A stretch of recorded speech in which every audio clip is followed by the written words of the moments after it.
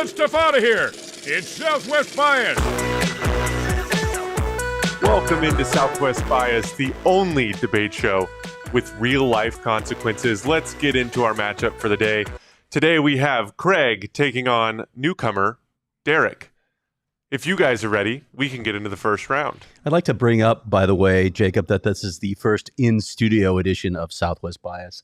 So it's kind of a special occasion, isn't it, Derek? Yeah, it is. And I'd like to bring up, Jacob, that I'm wearing sunglasses because I'm going to be throwing shade at Craig this entire episode. Mm-hmm. Why don't you guys shut up so we can actually get to the game? Let's do the thing. Okay.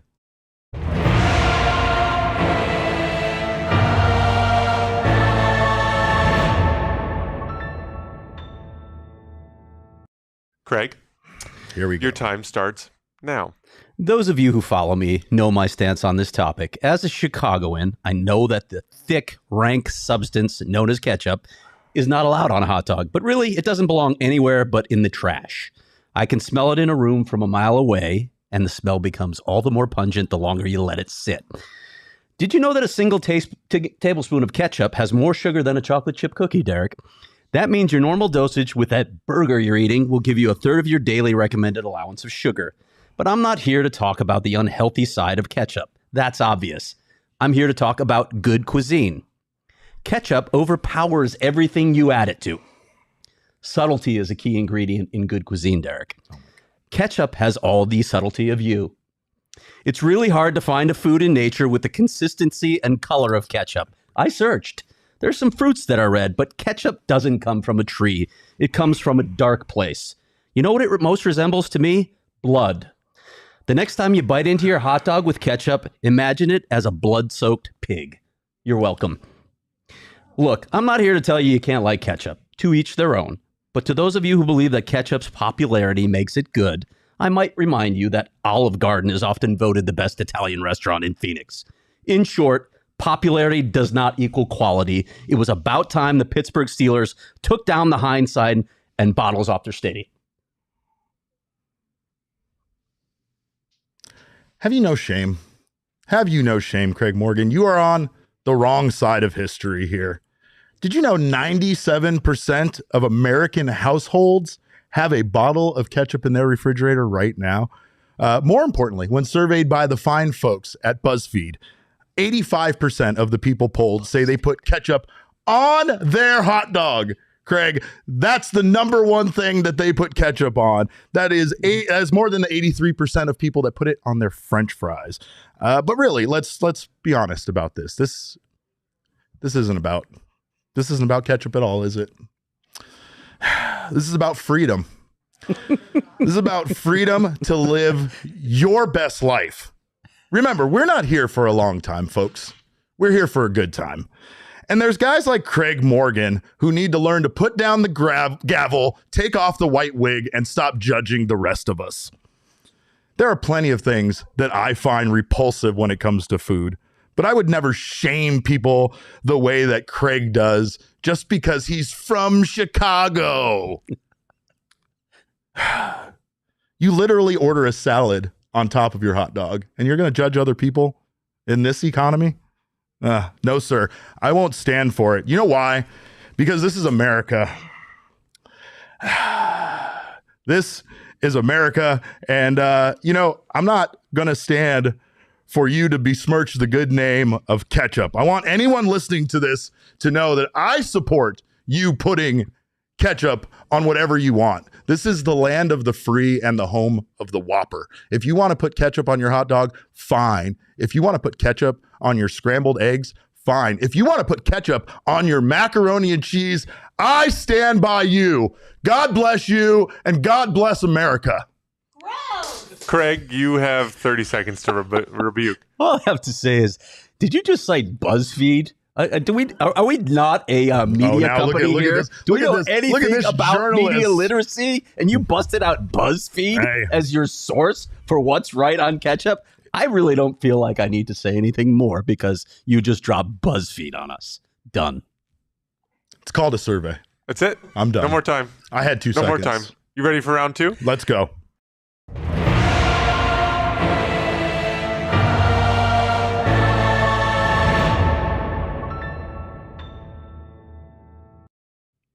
Derek, if you would like to lead this one off. Thank you. The infield shift has been around as long as this guy over here, so I'm conflicted on this one. On one hand, much like Craig, I do not believe in a league regulating how teams play defense. However, I am very much for things that improve the game. And I mean, come on, icing? God, don't even get me started on that. But from 2002 to 2019, the league batting average on balls in play always hovered around 300.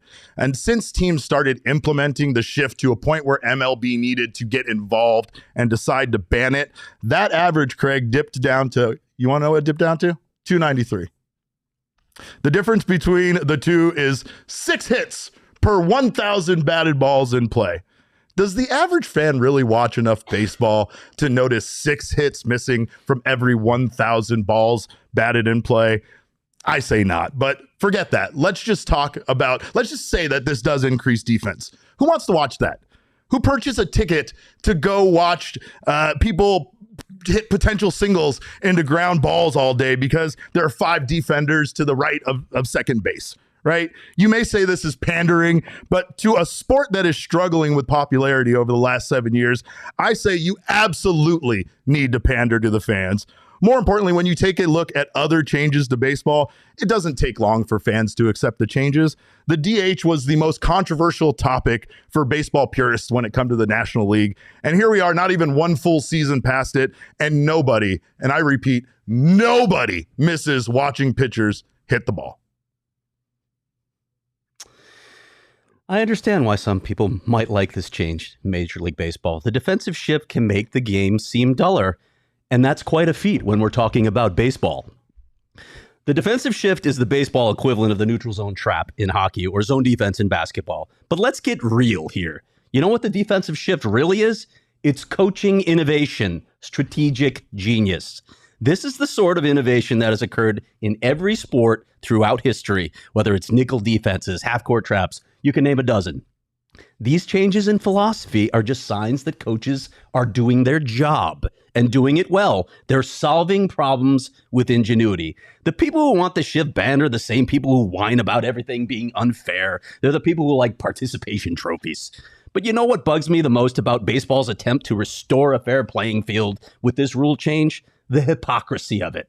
According to SpotRack, the LA Dodgers are spending $265 million in payroll this season. The Diamondbacks will spend $84 million, less than 1/3 of LA's payroll. Why? Because Major League Baseball has no salary cap. You want a level playing field? Start there. In the meantime, I have a suggestion for the no-shift whiners in MLB.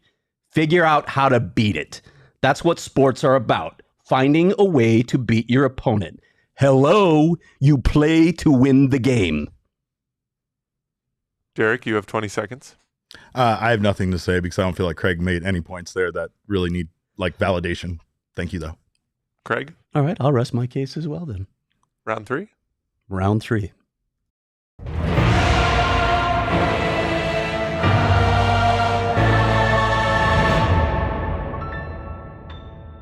I will point out the first time I made that graphic, I accidentally put jerseys, but then I corrected myself because it is sweaters. Attaboy. There you go. Anyways, Craig, the floor is yours. I'm not a sports purist. I don't cling to old ways and cry that the world has gone to hell in a handbasket because it doesn't look like it did when I was a kid. The people who fail to evolve with the times are the people who don't survive the changes that time, innovation, and necessity bring. Look, I don't want the NHL to go the NASCAR route or the Swiss Hockey League route, where there's so many ads on a sweater that it's hard to find the team logo or even figure out which team you're rooting for. I don't want NHL players turning media availabilities into those post-race NASCAR news conferences where drivers rattle off a litany of sponsors who help them achieve success. Those quotes are never making their way into my stories, by the way. But it's time to face reality here, fans. You can't, on the one hand, scream that you want your team to spend more on free agents, on player contracts, on arena amenities, on concessions, while at the same time telling teams that they can't find innovative ways of increasing their revenue. Jersey ads are the latest innovation. Money makes the sporting world go round. Without it, your team or your game day experience might suck. So just deal with it. Jersey ads aren't going to change the game itself, and the game itself is why we watch.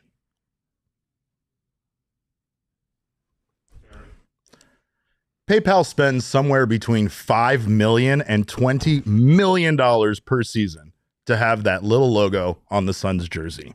It's tastefully done. It's not an eyesore. But I ask you this, who the hell doesn't know what PayPal is? Am I right? I don't have a problem with the ads.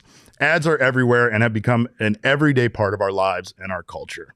What I have a problem with is companies paying incredible amounts of money to put their logo on team jerseys or on the building that the teams play in simply for brand dominance, not brand awareness, not actual advertising, not trying to let people know about their product and how to access it. This isn't about people getting to know that your company exists. It's just a chance for companies with incredible amounts of money to drag their nuts and show off how much money they have. And frankly, it's disgusting. It doesn't bother me as a sports fan. I've been watching NASCAR my whole entire life. It bothers me as a human being. I know spending money on humanitarian efforts or helping people in need doesn't bring the same brand recognition that throwing your PayPal jersey on the Suns or PayPal logo on the Suns jersey does. But putting it on a hockey jersey for a mediocre team for 82 games, I don't see the cost in it. But I will say this. Doing humanitarian efforts and doing things for people worked out for Tom's shoes. Craig? Well, I have a rebuttal, Jacob, but it's a little bit of an unusual rebuttal, and I want to set it up for you here. Derek took to social media today to describe me as, I believe it was, a fraud. Correct. After I told people what my motivations were for being on this show. So I want to put up a photo to make it very clear that I am not a fraud. If you could put that up for me, Jacob. This is my dog, Sophie, my 16-year-old rescue. Son of a bitch. Shih Tzu, Sophie. How dare you? She is 16 years old, and she is living her best life after being rescued. So there it is. There's proof that I am who I say I am, Derek. This is once again a thinly veiled scam by someone who I called a fraud to pull on your heartstrings. I am here today speaking honestly. I didn't even want to script what I said, but I had to. You know why? Because Craig Morgan can't speak from the heart, but I can. And I can tell you this, ads suck. They suck, and you know it, and you know you don't want them on the jerseys you buy. So why would you want them on the jerseys the players wear? Craig, anything else? I've got nothing else. Now, it's time to go to the voting. The voting is now live in the chat. Anybody in the chat has the opportunity to vote as Derek glitches off the screen there for a second. And I'd like to point out that today's voting time is sponsored by Jacob Sweaters. Your minute to vote starts now. Anybody have anything to say about my sweaters? I think your sweaters are lovely, Jacob. I think you do a great job of rocking them. And honestly, I don't know how you do it with the heat. Right now, I'm in this jacket and these lights, and I'm dying. So I do want to point out, however, how tremendous Derek's shirt is today. I wish can they see the back of this thing? Yeah. Is there a way? Yeah, I think there's a way. Derek's allowed to flip around. That without Derek? knocking Spin my around, beer buddy. off. They got to see the back of this. This I'm is a limousine riding, jet this is- flying, there you go. stealing, woo, dealing and dealing, woo, Major boy. son of a gun. Fantastic. You still have about 20 seconds left to vote, chat. Remember, Craig cheated with the dog photo, and I think everybody here knows it. More baseless allegations. Baseless It allegations. just never stops. The folks saw what happened there, Craig. I don't think I needed to even make that. Voting ends accusation. in 4, 3, 2, 1. It was good to beat you. Voting is over, and now it's time to figure out our winner of the day. And I don't know where the music is, so we're just going to go like this. The winner is Craig Morgan No. by a percentage of 55% to 44%. You're all dead to me. Statistically, You're all dead to probably me. the closest You're all dead to me. matchup that we have had. Every single one of you. A matchup befitting. You let the dog sway you? What is wrong with you people? Man. Thank you all, Craig. Thank you all for listening to reason instead of emotion. I think there's still one more piece of the show to go, though. Is there now? Punishment time. What did you guys decide upon before the show started? This the is punishment? actually an easy thing to say to you because I think you'll be on board with this. I am so envious of your shirt that I want either another copy of it or something very similar. You need to find me something. Oh, I'm going to do that. Okay. And we're going to wear it together as twinsies. We will. Okay. We will. That's a guarantee. That's all I got. Next time we battle on the show. Yes. When you finally work your way back up through the ranks to appear on the show. And Sure. I'm so disappointed in every single one of you, but I'll be back. That ends Southwest Biased. Jesse Anything says else that to didn't say? even add up to Yeah, 100%. it doesn't. I don't really know. What happened? Does it say 45% instead of 44? Am I just an idiot that read that wrong? Yeah. I am. Any last words, gentlemen? It was nice competing with you live in the studio, buddy. Yeah, it was great. Maybe we'll see you again in a couple months. Maybe. Yeah. Maybe. Craig, Okay. we'll see you next week. Everybody else, take care and have a wonderful Thursday.